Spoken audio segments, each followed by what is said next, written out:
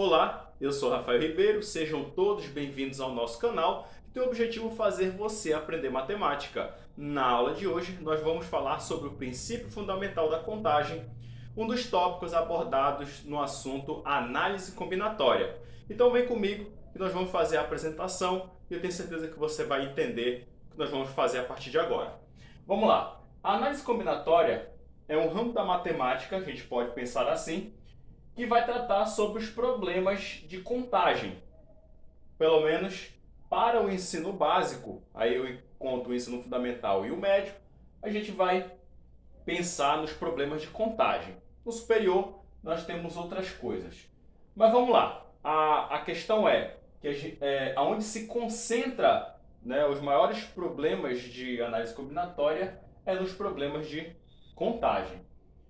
Bom, o princípio fundamental da contagem, ou princípio multiplicativo, nós vamos abreviar para PFC, a gente pode pensar esse princípio em duas partes. A primeira, a gente precisa identificar as etapas, a quantidade de etapas que o problema vai ter, e dentro dessas etapas nós vamos ter que tomar decisões, fazer escolhas.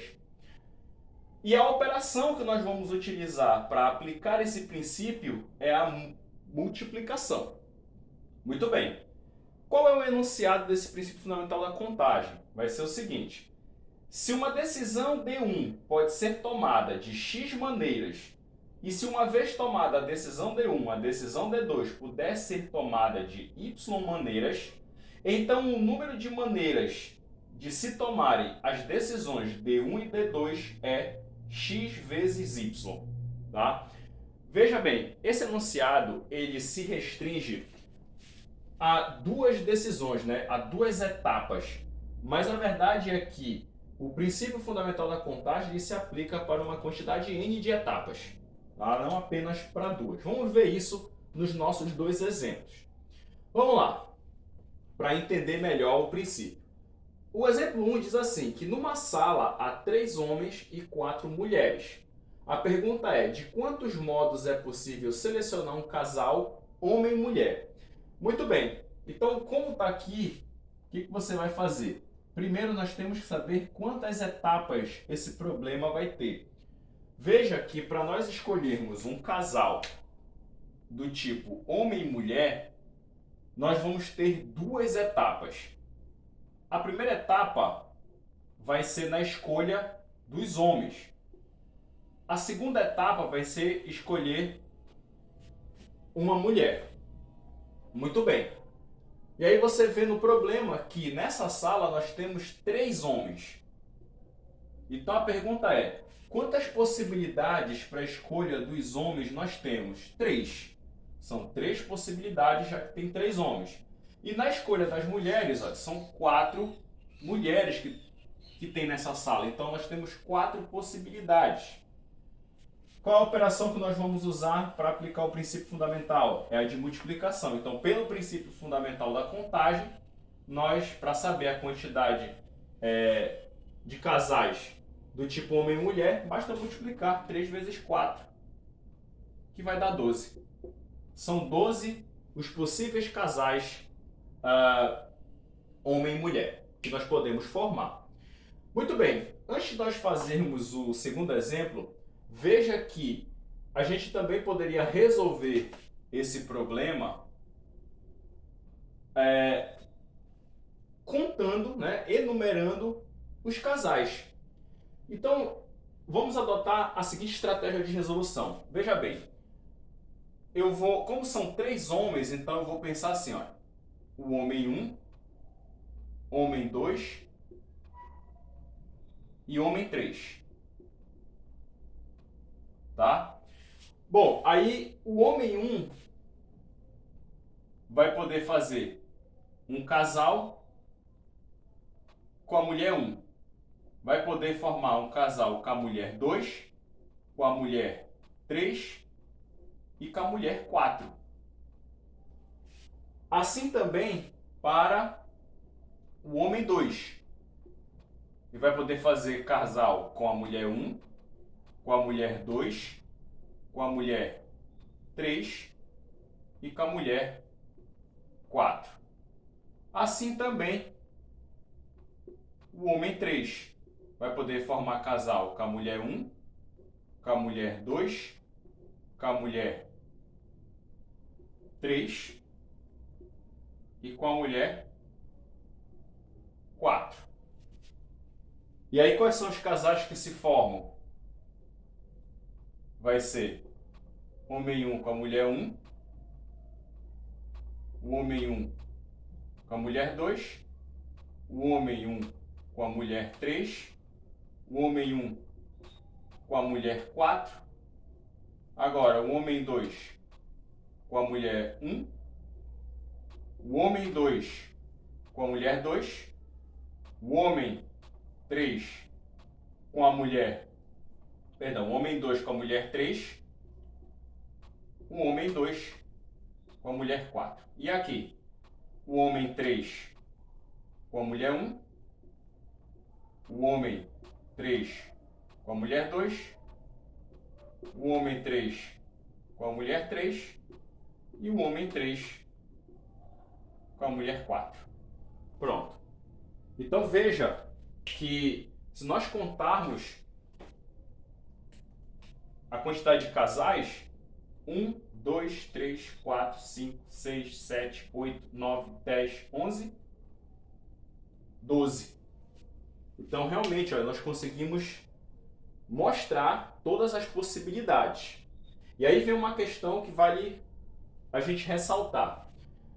Bom, as duas formas de resolver esse problema estão ok. Uma pelo princípio fundamental da contagem e a outra quando nós listamos, né, todas as possibilidades e enumeramos os elementos desse conjunto. A questão é que, dessa outra maneira, esse aqui inclusive nós chamamos de diagrama de árvore, ou árvore das possibilidades também você pode chamar.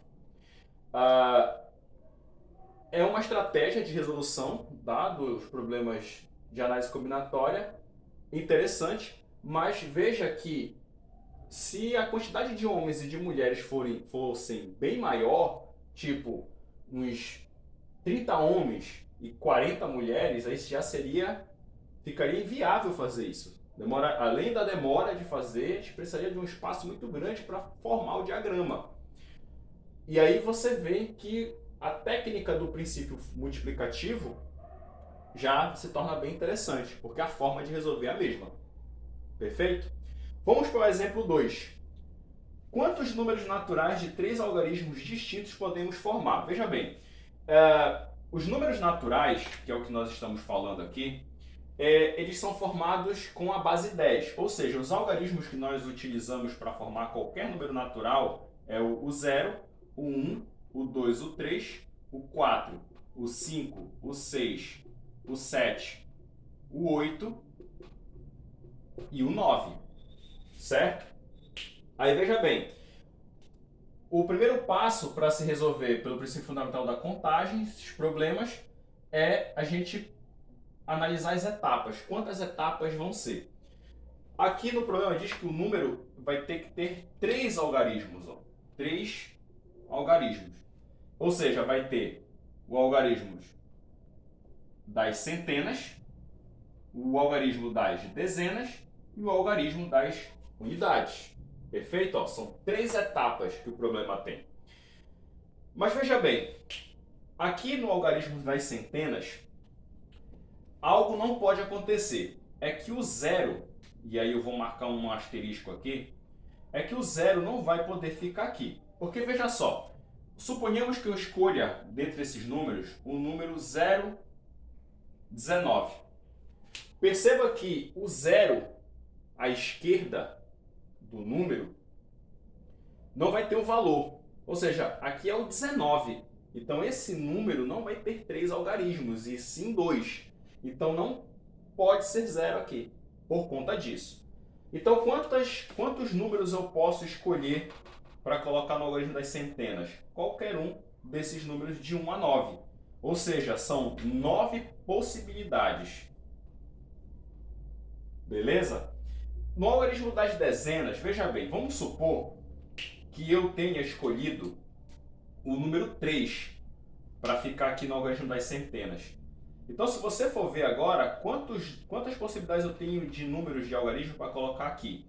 Vai ser o 0, o 1, o 2, o 4, o 5, o 6, o 7, o 8 e o 9. Ou seja, são 9 possibilidades novamente.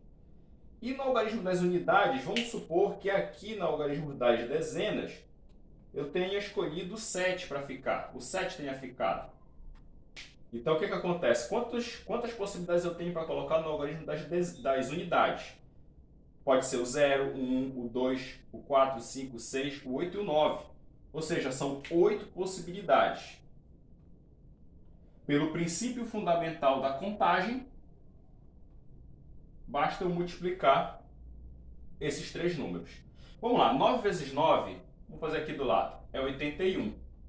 E agora 81 vezes 8. Vamos fazer. 8 vezes 1 é 8. E 8 vezes 8 é 64. Portanto, são 648 números que nós podemos formar com três algarismos distintos, números naturais. E aí não esqueça, a ideia dos distintos, tá, é dizer que os algarismos aqui eles precisam ser diferentes. Você não pode repetir os algarismos. Se pudesse repetir, a resolução seria outra. Perfeito? Ok. E tem uma dica aqui para você, tá? Quando a gente estiver resolvendo os problemas de análise combinatória através do princípio fundamental da contagem, veja bem, tome cuidado com certas restrições. Toda vez que nós tivermos uma restrição numa das escolhas, das tomadas de decisão, comece sempre por ela, tá? Não deixe para depois. Comece logo onde tem a restrição. Por isso que nós começamos olhando logo para os algarismos das centenas. Perfeito? Legal. Então, se você gostou, peço que você deixe seu like, compartilhe o vídeo com seus amigos e os seus familiares. E agradeço mais uma vez a atenção de todos. Um grande abraço e até a nossa próxima aula.